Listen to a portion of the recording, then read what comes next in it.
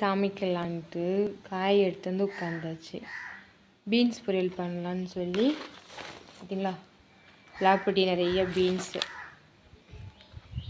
இதுக்கு போட்டிக்கு யார் வந்திருக்கான்னு பார்த்தீங்களா? எங்கள் பேத்தக்குட்டி.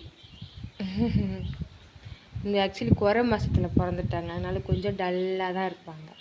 பட் நல்ல குட்டி பாருங்க,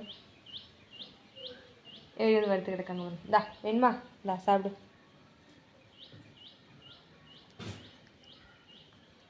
அதுக்கு போக தான் நம்மளுக்கு